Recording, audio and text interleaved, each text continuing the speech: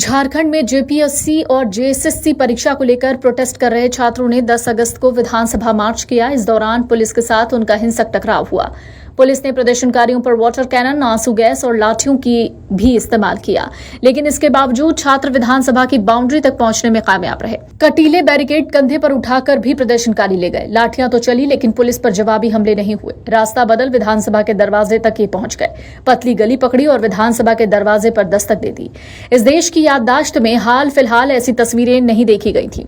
विधानसभा के भीतर पूरी सरकार बैठी थी, मंत्री बैठे थे, विधायक थे और बाहर आंदोलनकारी युवाओं ने विधानसभा को ही घेर लिया। उम्र के 50वें पड़ाव पर पहुंचे सीएम हेमंत सोरेन जन्मदिन पर ऐसे तोहफे तो कतई नहीं चाह रहे होंगे, पर अपनी मांगों पर अड़े आंदोलनकारी पीछे हटने को तैयार नहीं हुए। विधानसभा के सामने बैठ गए, जहां से सिर्फ मुख्यमंत्री ही आते जाते हैं।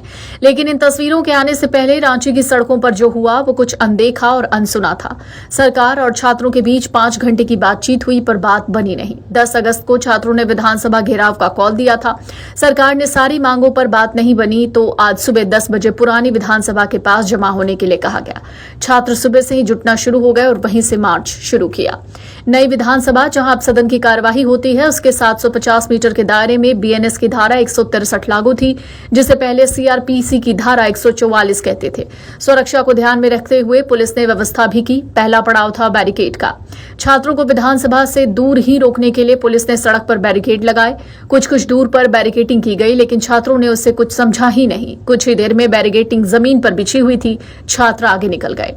कटीली बैरिकेडिंग, पुलिस ने ऊंचे बैरिकेड के ऊपर कटीली तार लगा रखी थी, ये सोचकर कि अगर नॉर्मल वाले बैरिकेड पार भी कर लिए तो इनको कैसे तोड़ पाएंगे। लेकिन छात्रों ने तार वाले बैरिकेड्स को ऐसे तोड़ा जैसे पेड़ झुलाकर आम तोड़े जाते हैं। ये बैरिकेड भी टिक नहीं पाए। आंदोलनकारियों ने उखाड़ कर इन्हें फेंक दिया। जब बैरिकेडिंग भी नहीं टिकी तो प्रशासन ने बल प्रयोग किया। सबसे पहले वाटर कैनन का इस्तेमाल हुआ।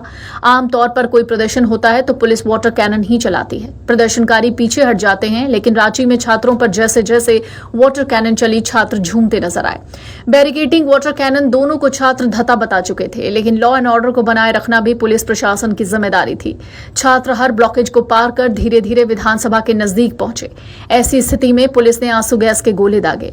छात्रों पर इसका भी कोई असर नहीं हुआ। इसके बाद पुलिस ने बल प्रयोग करते हुए लाठियां भी भांजी। कुछ प्रदर्शनकारियों को चोटें आईं।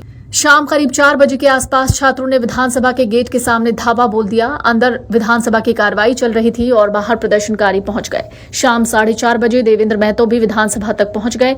विधानसभा का घेराव एक तरह से सांकेतिक प्रदर्शन था। इस पूरे प्रदर्शन की सबसे खास बात थी कि सब कुछ शांतिपूर्ण हुआ।